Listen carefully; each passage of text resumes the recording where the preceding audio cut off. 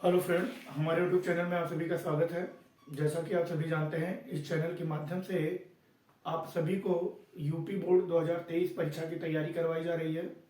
इसी क्रम में आज हम कक्षा 12 भौतिक विज्ञान का जो पिछले साल का पेपर है सेट नंबर 1 वो सॉल्व करेंगे। पेपर सेट नंबर 1 कोड है इसका GA का जो कोड है वो है GA। खंड आ करते हैं पहले।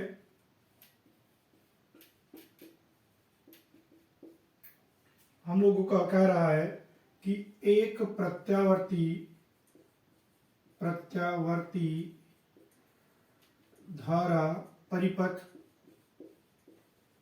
में धारा I बराबर I0 sine omega T minus π/2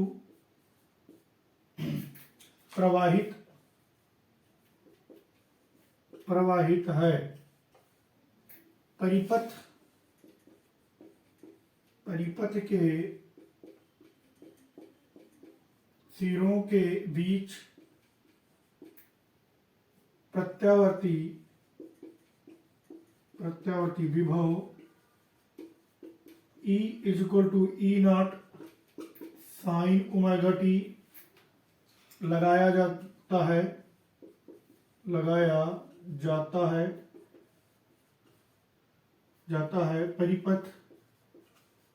परिपथ में व्यय शक्ति P होगी। तो हम लोगों को दिया गया है कि I बराबर I0 sine omega T minus π/2 और E को V भी लिखा जाता है, तो V बराबर दिया V0 साइन ओमेगा टी। हम लोग जानते हैं फार्मूला होता है P बराबर VRMS IRMS और cos फाई। जब प्रेरकत्व लगा होता है किसी परिपथ में, केवल प्रेरकत्व लगा होता है, तो उस स्थिति में जो वोल्टेज होता है धारा से π/2 कलांतर अग्रगामी होता है। तो जो फाई का जो मान है वो π/2 है, तो P = VRMS इंटू IRMS और cos फाई का मान π/2, तो ये हो जाएगा P बराबर VRMS इंटू IRMS और cos π/2 मतलब 90 का मान होता है 0, तो इसलिए P = 0 हो जाएगा। और हम लोगों का जो ऑप्शन है चौथा वो सही होगा। फिर खा नंबर है कि 0 केल्विन ताप पर शुद्ध अर्धचालक होता है। ऑप्शन है हम लोगों का, पहला ऑप्शन है कि होता है चालक, दूसरा होता दिया गया है प्रतिरोधक, तीसरा दिया गया है शक्ति स्रोत और चौथा जो है वो है विद्युत रोधी। तो 0 केल्विन ताप पर जो शुद्ध अर्धचालक होता है, शुद्ध अर्धचालक 0 केल्विन ताप पर इसका जो चालन बैंड होता है वो खाली होता है, नहीं होते हैं। तो 0 केल्विन ताप पर जो अर्धचालक होता है, ये कुचालक की भांति व्यवहार करता है। कुचालक की भांति व्यवहार करता है, जिसको हम लोग विद्युत रोधी बोलते हैं। तो चौथा ऑप्शन सही होगा, विद्युत रोधी। फिर हम लोगों का इसी क्रम में अगला सवाल है ग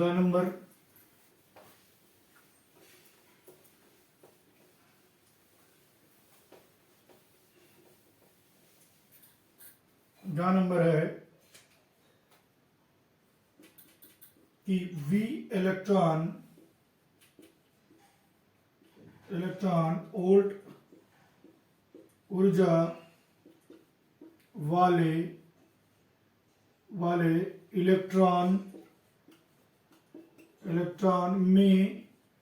में संबद्ध संबद्ध दे ब्रोगली तरंग दर्द लगभग होगा। तो यहाँ पे पहला दिया हुआ है 12.27 बटे में अंडर रूट वी एंगस्ट्रॉन। दूसरा दिया हुआ है 10.27 under root we angstrom.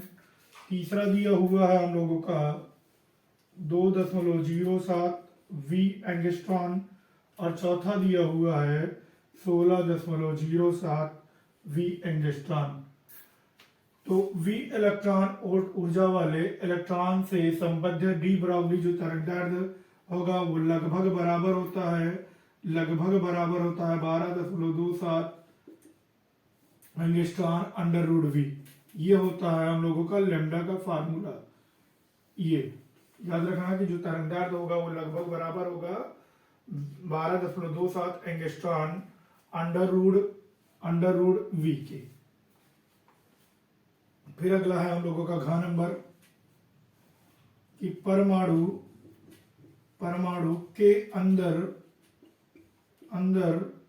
Alpha कण किस बल के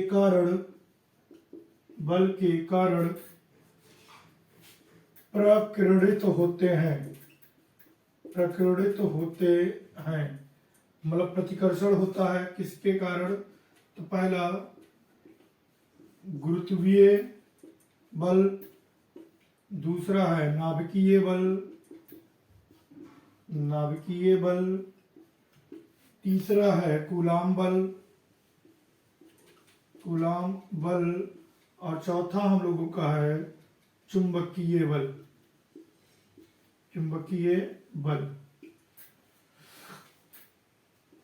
हम लोग जानते हैं ये पॉजिटिव नाभिक होता है और कोई अल्फा कण यदि यहाँ पे मान लो ऐसे गति कर रहा है यहाँ पे, तो कूलाम के नियम के अनुसार दो कणों के बीच आकर्षण अथवा जो प्रतिकर्षण बल लगता है, मतलब आकर्षण और प्रतिकर्षण का बल लगता है, तो यहाँ पे जो परमाणु के अंदर अल्फा कण किस बल के कारण प्रकीर्णित होता है, मतलब प्रतिकर्षित होता है, तो वो जो बल होगा वो कूलाम बल होगा। हम लोगों का ऑप्शन जो होगा वो तीसरा सही होगा। फिर कह रहा है कि विद्युत चुंबकीय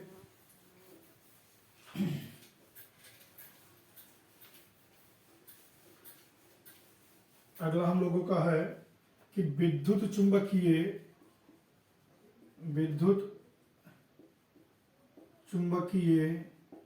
विकिरण स्पेक्ट्रम में अवरक्त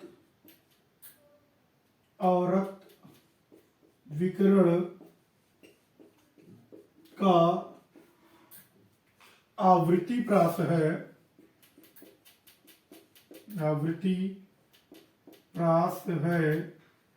यहाँ पे ऑप्शन दिया हुआ है 3 × 10⁻14 से 3 × 10⁻16 हर्ट्ज। दूसरा दिया हुआ है 3 × 10⁻14 से 3 × 10⁻16 हर्ट्ज। तीसरा है हम लोगों का 3 × 10⁻16 और इसके ऊपर। और चौथा ऑप्शन है हम लोगों का कि उपयुक्त में से कोई नहीं। तो जो प्रास होता है विद्युत चुंबकीय विकिरण स्पेक्ट्रम में, अवरक्त विकिरण में जो आवृत्ति प्रास होता है, आवृत्ति प्रास ये होता है 4 × 10⁻14 से 3 × 10⁻11 हर्ट्ज तक। तो इसमें 4 × 10⁻14 से 3 × 10⁻11 कहीं नहीं है, तो जो हम लोगों का ऑप्शन सही होगा वो उपयुक्त में से कोई नहीं।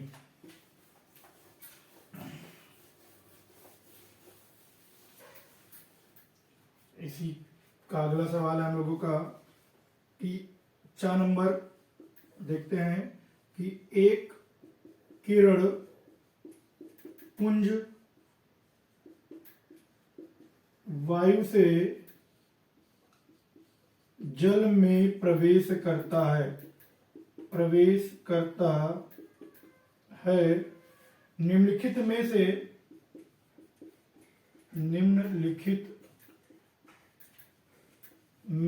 से कौन सा अपरिवर्तित रहेगा।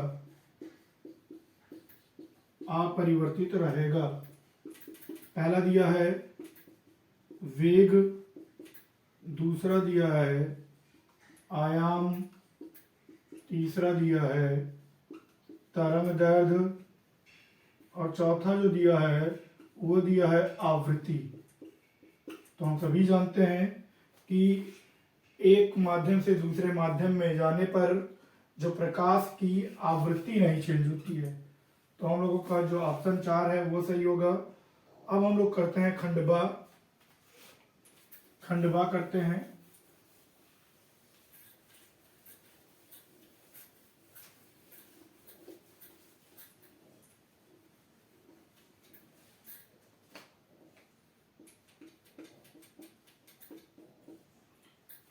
दूसरे का देखते हैं।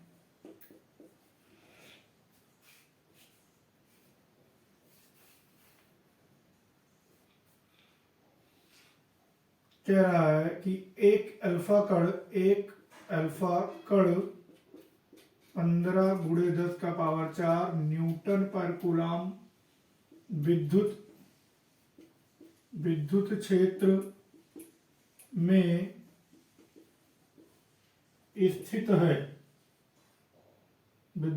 स्थित है। उस पर लगने वाले बल की गणना कीजिए। एक अल्फा कण 15 गुणे 10 का पावर 4 न्यूटन पर कूलाम विद्युत क्षेत्र में स्थित है। उस पर लगने वाले बल की गणना करनी है। हम लोगों को ज्ञात है एक कण मतलब Q दिया हुआ है, लोगों का अल्फा कण है। तो अल्फा कण में 2 इलेक्ट्रॉन होते हैं, मतलब 2 गुणे 1.6 गुणे 10 का पावर -19 कूलाम। इसको हम लोग लिख सकते हैं 3.2 गुणे 10 का पावर -19 कूलाम। फिर विद्युत क्षेत्र दिया हुआ है, E दिया हुआ है 15 गुणे 10 का पावर 4 न्यूटन पर कूलाम। हम लोग जानते हैं कि F बराबर होता है QE के। तो F बराबर QE, तो यहाँ पे हम लोग Q का मान रखेंगे तो हो जाएगा 3.2 गुणे 10 का पावर -19 और गुणे E का मान जो दिया है वो दिया है 15 गुणे 10 का पावर 4। गुणा कर लेते हैं हम लोग। तो इसका गुणा इससे करेंगे तो 15 दूना 30, 0 3 और 15 दिया 45 और 3 48 गुणे 10 का पावर -19 और +4, तो ये हो जाएगा 48 गुणे 10 का पावर -15। इसको हम लोग लिख सकते हैं 4.8 गुणे 10 का पावर -14 न्यूटन। तो यह हम लोगों का यफ निकल जाएगा। फिर देखते हैं हम लोगों का जो अगला सवाल है कि विद्युत फ्लक्स का क्या आशय है, इसका मात्रक लिखिए।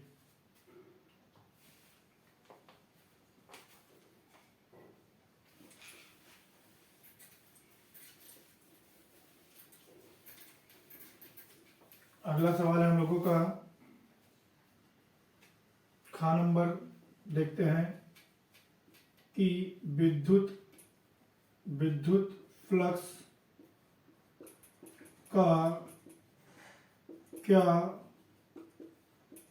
आशय है,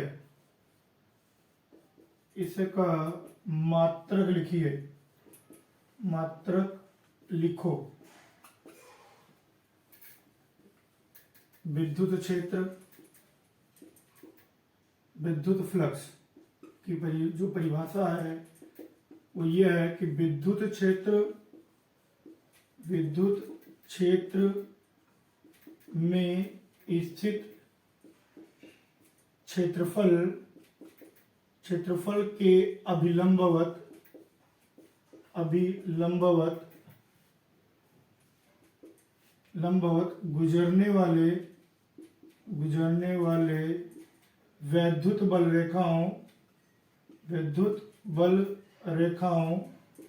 रेखाओं की संख्या को, संपूर्ण संख्या जो होती है विद्युत बल रेखाओं की संख्या को वैद्युत फ्लक्स कहते हैं। वैद्युत फ्लक्स कहते हैं।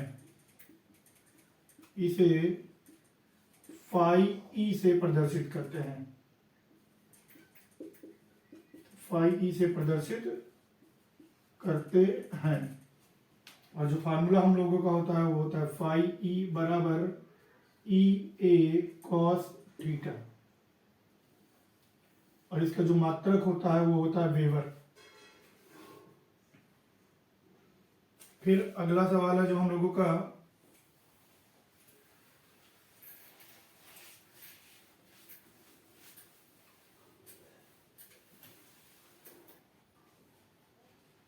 कि ओमीय एवं अनओमीय, जो गा नंबर है वह हम लोगों का ओमीय एवं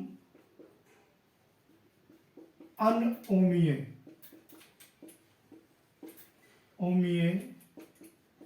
प्रतिरोधों के लिए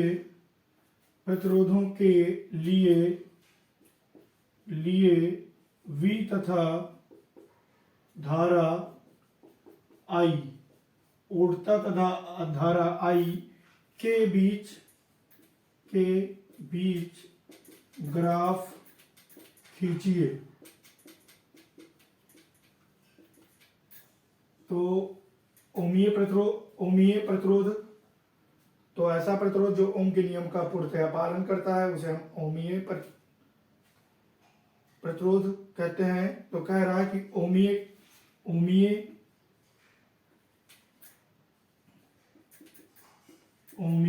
प्रतिरोध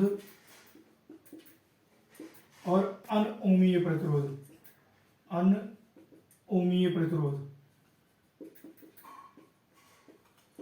ये जो वैसा प्रतिरोध जो ओम के नियम का पूर्णतया पालन करे उसे हम लोग ओमीय प्रतिरोध कहेंगे, और अनओमीय जो ओम के नियम का पालन नहीं करता है उसे हम लोग अनओमीय कहते हैं।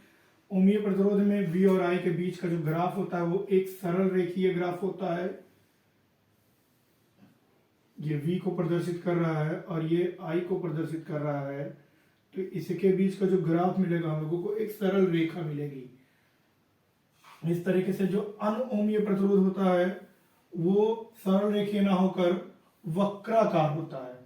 इस तरीके से ये V को प्रदर्शित करेगा और ये I को प्रदर्शित कर रहा है, तो हम लोगों को जो ग्राफ मिलेगा वो इस तरीके से मिलता है। मतलब एक सरल रेखा में मिलेगा ओमीय प्रतिरोध के लिए, और अनओमीय प्रतिरोध के लिए हम लोगों को वक्राकार ग्राफ मिलेगा। तो इस तरीके से हम लोग उसको बना सकते हैं। फिर अगला है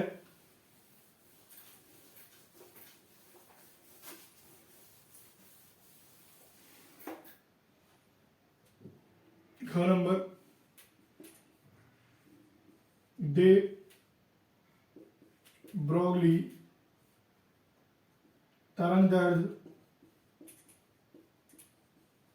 तरंगदैर्ध्य को गतिज ऊर्जा के पदों में व्यक्त करो या कीजिए। तो हम लोगों को जो डी ब्रोगली इक्वेशन है, तरंगदैर्ध्य है, उसको गतिज ऊर्जा में लिखना है।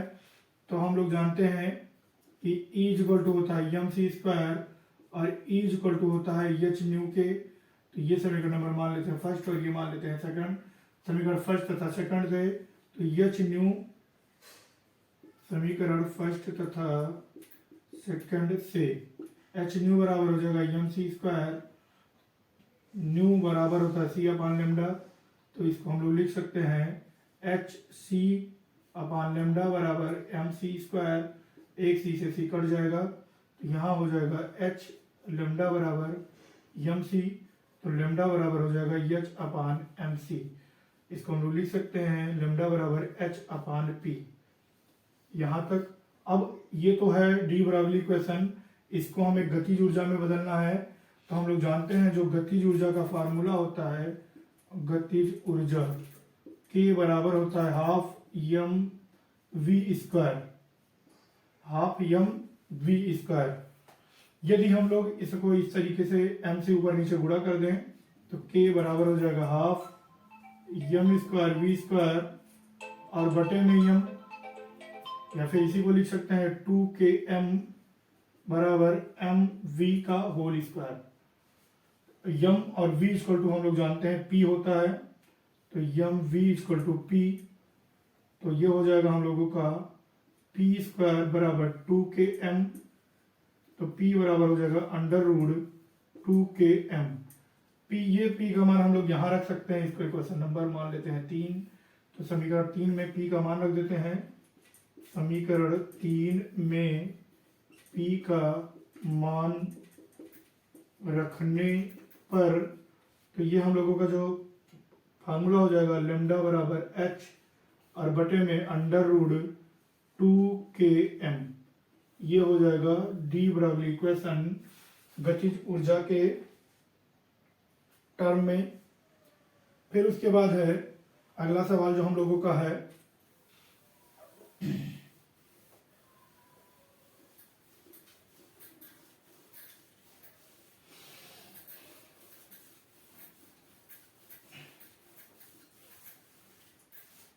अगला जो सवाल है हम लोगों का अंगा कि एक उत्तल लेंस के प्रत्येक वक्र पृष्ठ की त्रिज्या 20 सेंटीमीटर है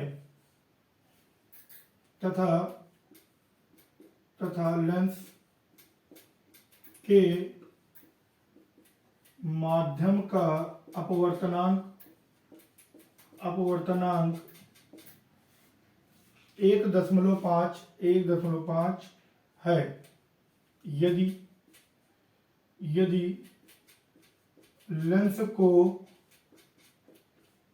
निम्नलिखित चित्र में AB के अनुदिश काट दिया जाए तो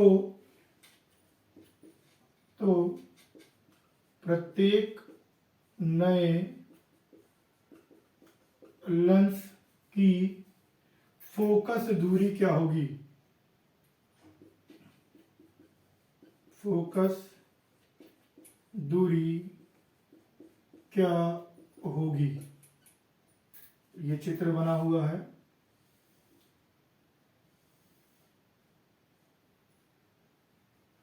और कह रहा है ये है ए और ये है बी। कह रहा है इसको इसके अनुदिश ऐसे काट दिया जाए, ऐसे काट दिया जाए तो हम लोग जानते हैं कि हम लोगों को इस तरीके से मिल जाएगा लेंस, और दूसरा वाला होगा इस तरीके से।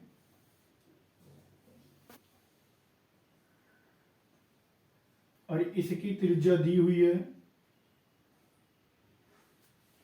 इसकी जो त्रिज्या है प्रत्येक पृष्ठ की, तो इस तरीके से बन जाएगा हम लोग का समतलोत्तल। तो जो R1 होगा, R1 इक्वल टू इनफिनिट, क्योंकि समतल दर्पण लगा हुआ है तो समतल दर्पण का जो त्रिज्या होती है वो अनंत होती है। तो R इक्वल टू इनफिनिट और R2 इक्वल टू हम ले लेते हैं -20 सेंटीमीटर। इधर के लिए हो जाएगा माइनस, हम लोग जानते हैं चिन्ह परिपाटी के अनुसार इधर की जो दूरियां होती हैं उसको निगेटिव लेते हैं, इधर की जो दूरियां होती हैं उसको पॉजिटिव लेते हैं। तो ये हो जाएगा R1 equal to infinite R2 equal to 20 centimetre. और हम लोग जानते हैं कि 1/f इज इक्वल टू होता है n-1 ब्रैकेट में 1/r1 माइनस 1/r2 मान रख देते हैं। तो 1/f इज इक्वल टू 1.5, ये n का मान दिया हुआ है पूर्णांक 1.5, तो n-1 और 1/r 1/infinite और प्लस 1/, ये हो जाएगा 20। तो इसको जब सॉल्व करेंगे तो हो जाएगा 1/f इक्वल टू 0.5 और यहाँ पे हो जाएगा ये 0 हो जाएगा, तो यहाँ बचेगा 1/20। तो इसको लिख सकते हैं f बराबर, ये ऊपर हो जाएगा नीचे हो जाएगा, तो 20/0.5, ये 10 लौटाएंगे 0 बढ़ जाएगा, 5 × 5 5 24, ये 0, तो f बराबर हो जाएगा 40 सेंटीमीटर। मतलब प्रत्येक जो टुकड़ा है जो काट के अलग किया गया है, नए लेंस, ये नया जो लेंस बन रहा है, इसकी जो फोकस दूरी होगी वो 40 सेंटीमीटर होगी। फिर अगला कर लेते हैं हम लोग। 4 नंबर है,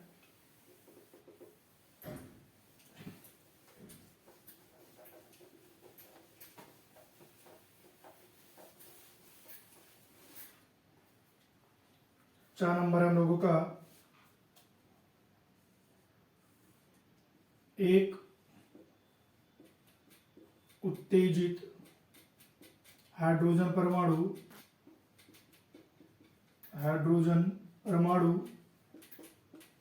के इलेक्ट्रॉन की ऊर्जा -3.4 इलेक्ट्रॉन वोल्ट है। इलेक्ट्रॉन का कोणीय संवेग ज्ञात कीजिए। दिया गया है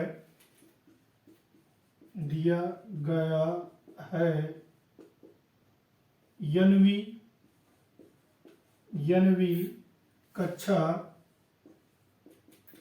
में इलेक्ट्रॉनों या इलेक्ट्रॉन की ऊर्जा जो होती है En बराबर -13.6/n² इलेक्ट्रॉन वोल्ट, ये हम लोगों को दिया गया है। हम लोगों को बात ज्ञात है कि एक उत्तेजित हाइड्रोजन परमाणु के इलेक्ट्रॉन की जो ऊर्जा है E जो है वो दिया हुआ है -3.4 इलेक्ट्रॉन वोल्ट। इलेक्ट्रॉन का कोणीय संवेग ज्ञात करना है और दिया गया है कि nवीं कक्षा में इलेक्ट्रॉन की जो ऊर्जा होती है En बराबर है -13.6/n² इलेक्ट्रॉन वोल्ट। तो हमको चाहिए n, तो n² बराबर हो जाएगा -13.6 में En इलेक्ट्रॉन वोल्ट और इलेक्ट्रॉन वोल्ट, तो n² -13.6 इलेक्ट्रॉन वोल्ट और इसका मान दिया है -3.4 इलेक्ट्रॉन वोल्ट। तो ये और ये कैंसिल, ये और ये कैंसिल, ये और दशमलव से कैंसिल कर देते हैं। इससे जब इसको भाग करेंगे तो 4 बार 4 चौक 16 6 80 लायक 4 3 12 और 1 13, तो n² बराबर ये हो जाएगा 4, तो n बराबर हो जाएगा √4, तो n बराबर 2। मतलब जो कक्षा की संख्या निकली वो 2 हो गई। और हम लोग जानते हैं कि कोणीय संवेग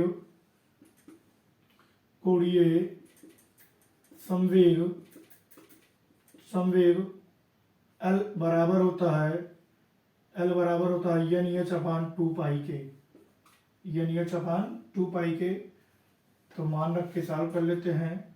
n का मान है 2 × H और बटे में 2π, तो ये 2 से 2 कैंसिल, तो L बराबर हो जाएगा H/π के। इतना कोणीय संवेग होगा। बस आज इतना ही। अगली कक्षा में हम लोग इसके आगे सॉल्व करेंगे। धन्यवाद।